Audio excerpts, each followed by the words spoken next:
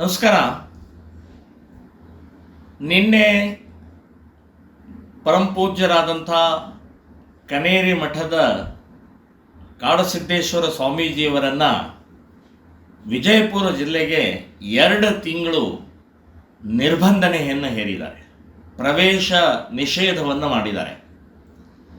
ಕರ್ನಾಟಕ ಸರ್ಕಾರ, ಕಾಂಗ್ರೆಸ್ ಸರ್ಕಾರ ಅತಿಯಾದಂಥ ವರ್ತನೆಯನ್ನು ಮಾಡ್ತಾ ಇದೆ.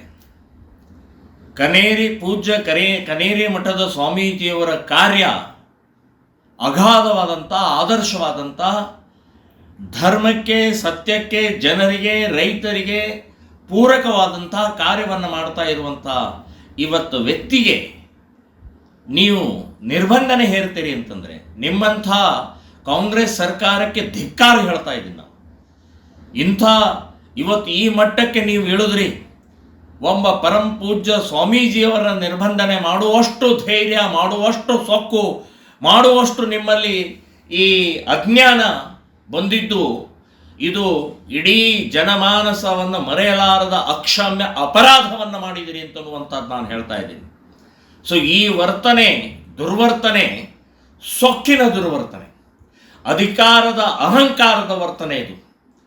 ಸೊ ಇವತ್ತು ಆ ಪೂಜ್ಯ ಸ್ವಾಮೀಜಿಯವರು ಹೌದು 4 ಏನೋ ಮಾತಾಡಿರ್ಬೋದು, ಏನು ತಪ್ಪ್ರಿ? ಇವತ್ತು ಸಮಾಜವನ್ನು ಒಡಿತಾ ಇದ್ದೀರಿ ನೀವು. ಹಿಂದೂಗಳನ್ನು ಒಗ್ಗೂಡಿಸುವಂಥ ಕೆಲಸವನ್ನು ಮಾಡ್ತಾ ಇರುವಂಥ ಪರಮ ಪೂಜ್ಯ ಸ್ವಾಮೀಜಿಯವರಿಗೆ ಸಿಟ್ಟು ಬರದೆ ಇನ್ನೇನು ಮಾಡಬೇಕು? ಏನು ನಿಮಗೆ ಹೂವಿನ ಹಾಸಿಗೆ ಹಾಕ್ಬೇಕಾ? ಹೌದು, ಬೈದಿದ್ದಾರೆ, ಏನು ತಪ್ಪು ಮಾಡಿದ್ದಾರೆ? ಯಾರೋ ಏನೋ ಹೇಳ್ತಾರೆ, ಪ್ರತಿಭಟನೆ ಮಾಡ್ತಾರೆ ಅಂತ ತಕ್ಷಣವೇ ಒಬ್ಬ ಪೂಜ್ಯ ಸ್ವಾಮೀಜಿಯವರ ನಿರ್ಬಂಧನೆ ಮಾಡ್ತಾರೆ ನೀವು.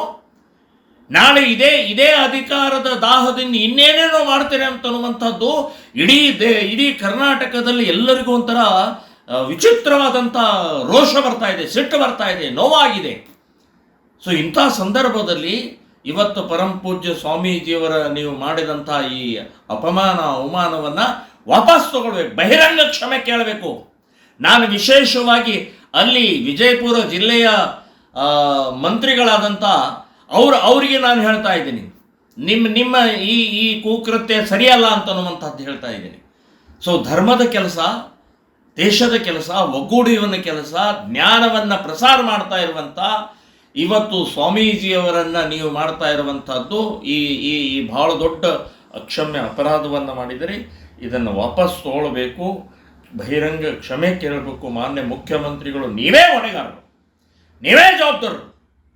ಬಸವ ಒಂದು ಯಾವುದೋ ಇದನ್ನು ಮಾಡಿಕೊಂಡು ಇಡೀ ಸಮಾಜವನ್ನು ಒಡಿತಾ ಇದ್ದಾರೆ ನೀವು. ಸಮಾಜವನ್ನು ಒಡೆದು ಹಾಳು ಮಾಡ್ತಾ ಇದ್ದಾರೆ ನೀವು.